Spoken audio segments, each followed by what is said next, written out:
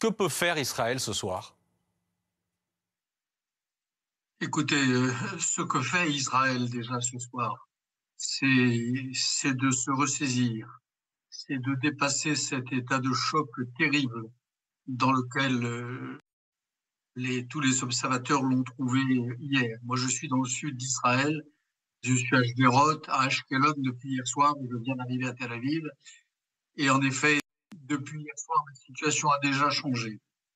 Il y a un élan patriotique, démocratique, un élan d'union sacrée dans Israël aujourd'hui qui a changé le paysage du pays avec la volonté de ramener les otages, de sauver les otages et de casser les reins du Hamas, qui est une organisation terroriste, djihadiste et d'une sauvagerie absolue.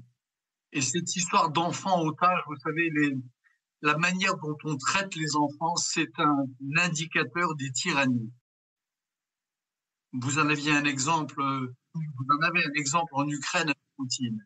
Aujourd'hui, l'histoire du petit Ethan, un petit Français de 12 ans, qui a été séparé de ses parents et qui se trouve dans un lieu inconnu à Gaza et que l'on menace d'exécuter, c'est d'une barbarie absolue.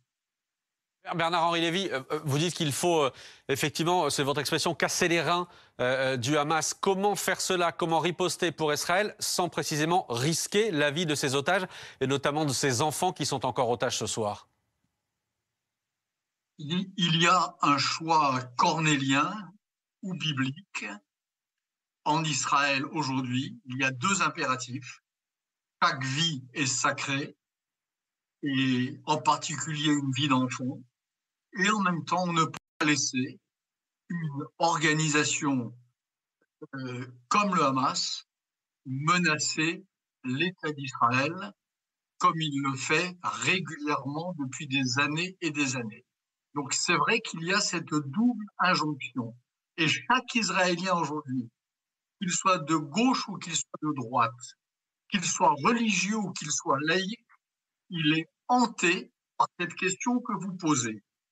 Comment à la fois être fidèle au commandement qui fait que la vie d'un otage en particulier est sacrée, et comment sauver le peuple d'Israël et le peuple juif de ce parti pogromiste qui a lancé un véritable pogrom samedi matin, qui continue d'ailleurs encore aujourd'hui, quoique de manière plus atténuée bien sûr, dans une partie d'Israël et notamment toute la partie sud.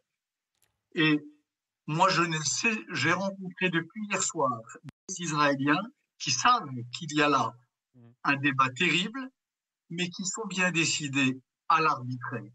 Et à l'arbitrer dans le respect de ce double impératif. L'arbitrer, Bernard-Henri Lévy, l'arbitrer, ça veut dire que pour vous, par exemple, une intervention au sol de l'armée israélienne qui rentrerait dans Gaza, c'est inévitable aujourd'hui? Ce qui est inévitable, c'est d'aller chercher les assassins, c'est d'aller chercher les pogromistes. Les Israéliens aujourd'hui, vous savez, j'étais dans un centre de commandement de la zone sud tout à l'heure. Les Israéliens savent où se trouvent, à Gaza et hors de Gaza d'ailleurs, tous les chefs politiques, tous les propagandistes, tous les pogromistes du Hamas. Et je crois qu'il y a un consensus national aujourd'hui pour aller les chercher et faire qu'ils répondent de leurs crimes, d'une manière ou d'une autre. Peut-être une instance de justice internationale, mais en tout cas, que le pogrom cesse et que le martyre des Palestiniens cesse aussi.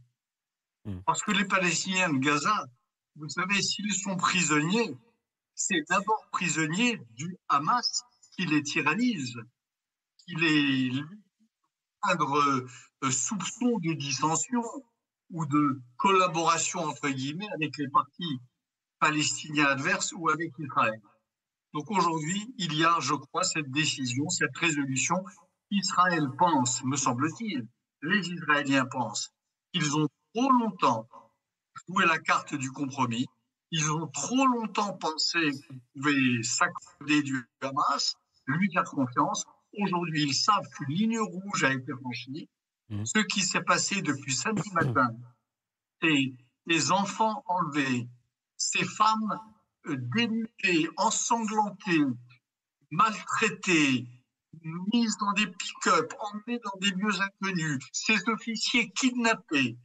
Tout ça, c'est une ligne rouge. Et je crois qu'il n'y a pas un Israélien, et j'espère pas un démocrate non plus en France, pour ne pas penser que ça suffit. Bernard-Henri Lévy, vous parliez tout à l'heure du choc vécu par les Israéliens depuis 3 jours.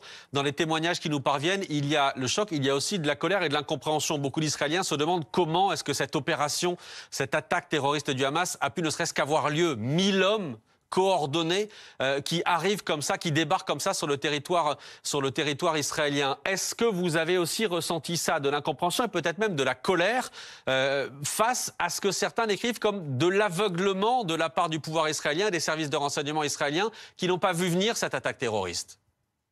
Écoutez, parfois, mais pas tant que cela. Moi, les Israéliens que je vois depuis hier savent qu'il n'y a pas d'État infaillible, qu'il n'y a pas de service secret qui ne se trompe jamais.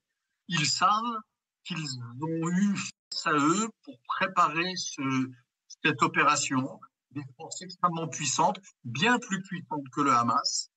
Ils savent qu'il y a les preuves de cela, que derrière le Hamas, il y a l'Iran.